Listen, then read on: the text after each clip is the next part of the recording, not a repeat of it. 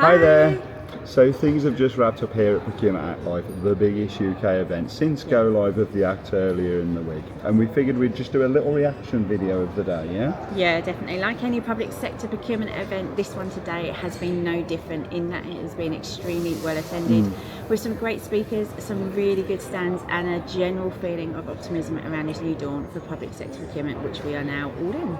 Absolutely, Fleur. And as you just said, I think optimism being the key word here. Yeah. I think it's fair to say in the months leading up to go live, particularly after the postponement, there was a lot of Procurement Act fatigue going around. We spoke about this in our podcast previously, of course, and I think it's entirely understandable. It's been a 4-year journey that we've been on to where we are today, and actually, based on what we've heard today, the rule makers are still very much ironing out those creases. Yeah, definitely. And these creases are going to need a continual iron, as we saw just before go live with the release of all those PPNs. This will be a continual theme, and of course the case law and best practice, which will inevitably follow. And there was definitely discussions today around what's to come and things that are in the pipeline to be released and those types of things. So there's a lot more to come from this. Yeah, actually, and it's one of those areas that the people we spoke to during the day were keen to understand. How these boundaries of the Act could be pushed without them falling foul and ultimately becoming a leading party in one of those case law precedents. Yeah, I agree, and particularly when a lot of what we heard about today centred around encouragement of innovation in public procurement and of course the dynamic markets approach. So we had a few minutes to reflect, right? And we looked at our notes from the day, and I think we've distilled them into around about half a dozen key messages and themes, yeah? Yeah, I think we've done quite well in that, seeing as I could hardly read my writing by the end of the day. Yeah, me too. That's a fair comment. So with no real surprise in terms of those themes and key messages, let's run through them now. So we started off with modernisation and simplification, and of course the Procurement Act aiming to modernise and simplify procurement processes, which was a consistent message throughout the day, by streamlining procedures and reducing bureaucratic hurdles. The Act seeks to make public procurement more efficient and of course accessible. This modernisation effort is of course designed to foster greater competition and innovation, ultimately leading to better value for money for taxpayers. Something I think actually over the course of the day, Fleur, I lost count over how many times it was mentioned. Yeah, definitely. And then of course we had my favourite topic, transparency and accountability. A core principle of the Act is to enhance transparency and accountability in public procurement. The legislation introduces measures to ensure that procurement decisions are made openly and fairly, with clear documentation and reporting requirements. This increased transparency is expected to build public trust and confidence in the procurement process. But you always knew I was going to pick up on some of these themes from today, didn't you? Your favourite subject, of not only the Procurement Act but just procurement in general. I'm not going to comment any further on that, Fleur. Jokes aside, I think the transparency is of course a given and something we both know the sector really embraces and showcases, and that was even during the public contract regulations too. Yeah. Whereas the accountability element is something the sector seems to be pleased about, but not necessarily sure how they'll act upon this, in fact, when it's required resources to actually manage what is needed. Yeah, I think you've definitely nailed that, Fleur. And then, of course, we've noted at least, ethical standards and development, which we've grouped as two areas here. So the Act places a stronger emphasis on ethical standards and integrity of suppliers, as we know. It enables these, I think, soon to be very busy ministers to place suppliers on a published department list if their past behaviour or circumstances warrant exclusion from participating within public contracts.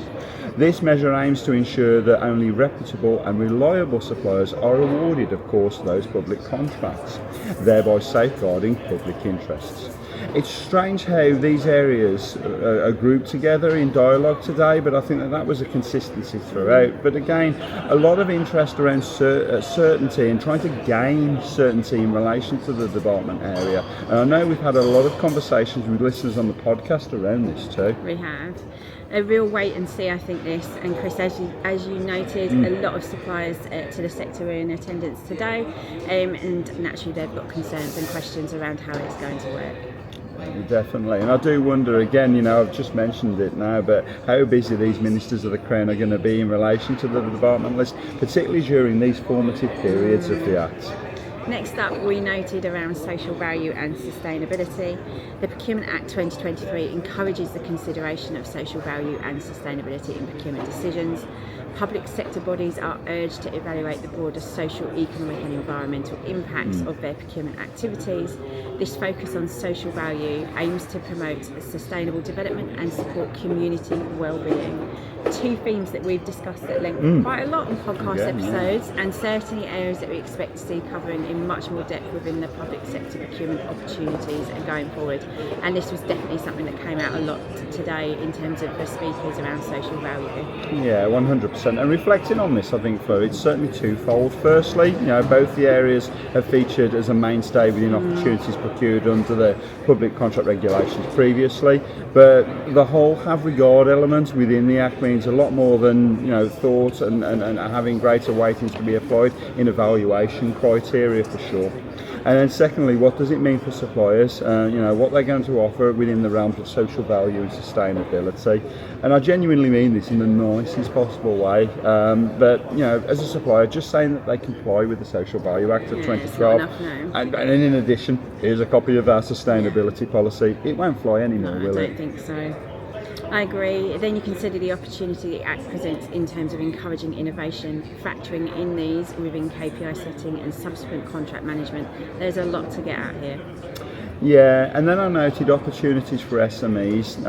I don't know whether or not you got that on your bingo card for the day. There's quite a few mentions of it.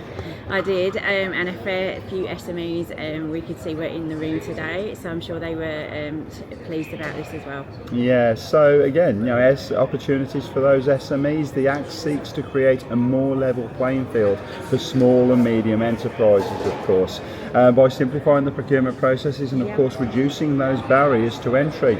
The legislation, again, as we know, aims to increase SME participation in public contracts. This is hopefully, at least, hope to stimulate economic growth and innovation by providing more opportunities for those smaller businesses. Now, I think back to the presentation that you and I did back with London South Bank University in October of last year, where there were so many SMEs in attendance. I think a similar message to what was given there too, wouldn't you agree? Definitely. I suppose the question is, are SMEs better educated around this theme than they were back in October? And the presentation that you just referred to, I'm not that convinced. But what I will say is that the due diligence for contracting authorities to make these opportunities readily available for SMEs is important. And also there's a role on SMEs to make sure they work with their first tier suppliers, to make sure they are included within their wider supply chain when they are bidding for opportunities that aren't necessarily achievable for SME direct appointments. I noticed accessibility being the watchword for the day with this one. Totally. Okay, Fleur, so we've got one more to cover off from the day, and I think it's over to you to do this one. It is, and we noted down capacity building and training. To ensure successful implementation, the Act highlights the importance of capacity building and training for procurement professionals. Public sector organisations are encouraged to invest in training programmes to equip their staff with the necessary skills and knowledge to navigate the new regulatory framework effectively. So they are encouraged, Fleur, but what does that really mean for the contracting authorities themselves? Is that what, over and above the government commercial college material, the modular based material and the deeper dives? Yeah, exactly. I guess it means resources, time and resource to ensure not only the procurement personnel in the contracting authority have an understanding, but also the connected internal stakeholders have an understanding of the Act, what it means, its opportunities and its boundaries. Yeah, I couldn't agree more. And this means getting procurement to the top table conversations within these contracting authorities, right? Absolutely, and that was something that came out in some of the speakers today in terms of getting procurement at that table discussions. A whole other potential podcast and conversation for another time, I suggest. Yeah, you better write these down. Okay, Fleur, so just to wrap up then, what was your highlight of the day? You go first and then I'll tell you mine. So I think for me it was about embracing the Procurement Act. That was a clear message in that it's here.